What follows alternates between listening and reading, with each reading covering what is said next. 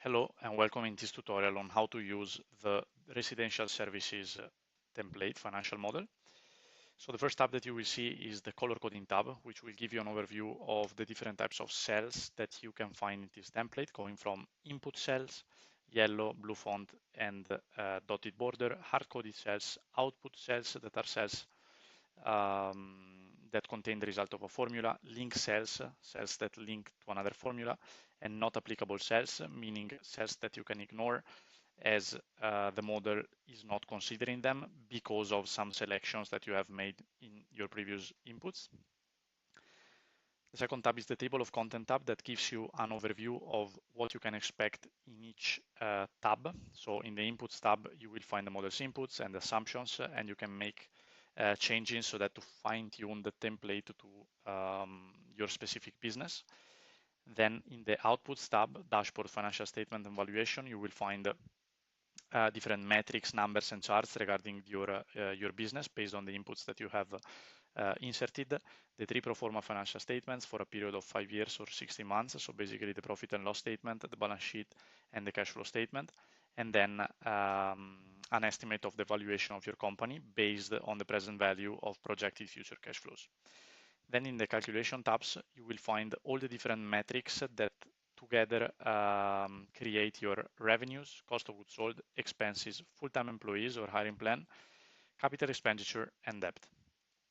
So the first tab, as you can see, every tab is divided into different sections. In order to expand a section, you just need to click on the plus button.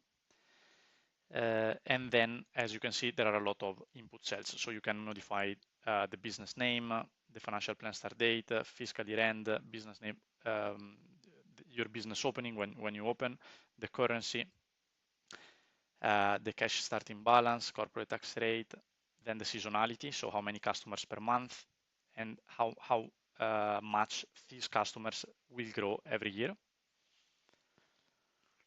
Then the revenues, so you can select the different categories that we should consider, and then the categories that you insert here will constitute the drop-down menu that you will find here. Then you select the individual items with the price, the growth rate, and the sales mix. The sales mix can account to more than 100%, meaning that your clients on average purchase more than one of these products. Then of course we will have expenses, so cost of goods sold related to the products that you have inserted here and how much they grow every year. Then you will have recurring expenses that you can calculate either as a share of sales, and so you will need to add share of revenues, or as a fixed amount, and in this case you will need to insert a fixed amount and how much it should grow per year. Then you also might have one-time expenses, like for example the office renovation or website building or whatever. So in this case you just need to add the expense date and the expense amount. For hiring plan, you can add the roles that you wish to plan together with the departments. The departments that you can select here are the result of the inputs that you add here. Then their salary, start date, end date, if any. And if you plan to hire indefinitely, just leave it empty.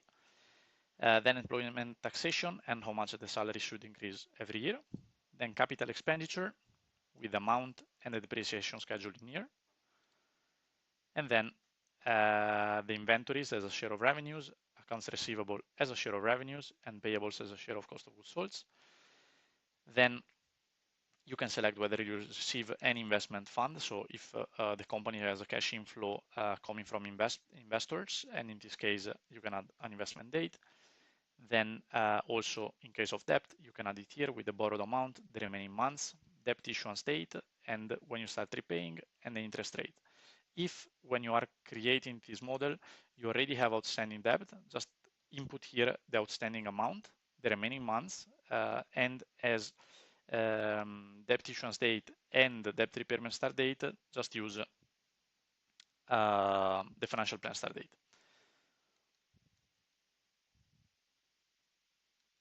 Or of course, the date where you open.